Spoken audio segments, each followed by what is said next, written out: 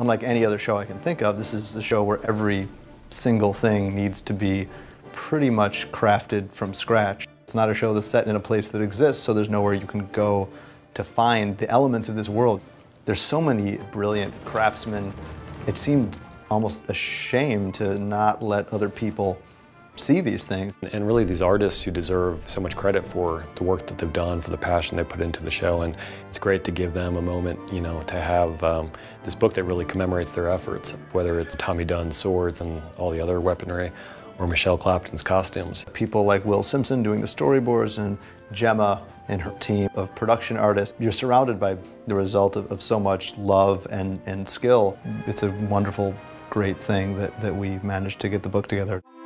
Game of Thrones, I think, it's got a reality to it that pulls you in. I mean, I know we're meant to deal with dragons and whatever it is, 8-foot wolves, but I think because of the characters and the intrigue that's involved in here, I sometimes forget that we're actually dealing with a fantasy world because you're trying to set it in an arena that feels like real time. And because it's not related to any particular time, there's really no starting place. Okay, it's medieval, but it is a fantasy, but there are so many medieval fantasies.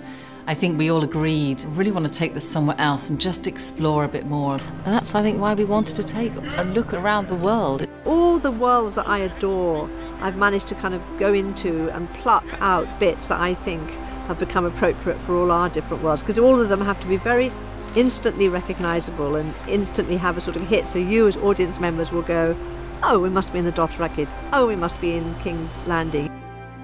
It was very hard at the beginning because we had a huge amount of ideas and design aspects that we wanted to do. How are we going to build this now? It's one thing to do a drawing of 7 spires, you know, thousands of feet high. You know, you end up on one stage trying to build a composite set that gives you the essence of what this is. So that's been quite a struggle. But I think we've done some real magical stuff. I think that was really interesting, developing those things on a practical level. I mean, you know, the armour has to work.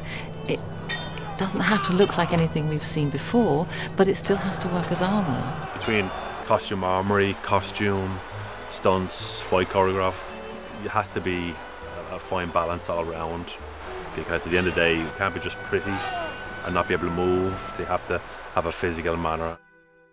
Everybody seems to have a really good shared vision as to what this is meant to be. There's something amazing when you step on set, especially if you've been involved in any way in drawing up any part of the design for it. And suddenly the world comes to life. When you watch it, you can really believe you could be there.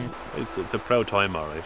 Very pleased to see a lot of creations and a lot of our own ideas going out there on TV. It's been so immense, this project, from start to finish. We look back and we think, did we do that?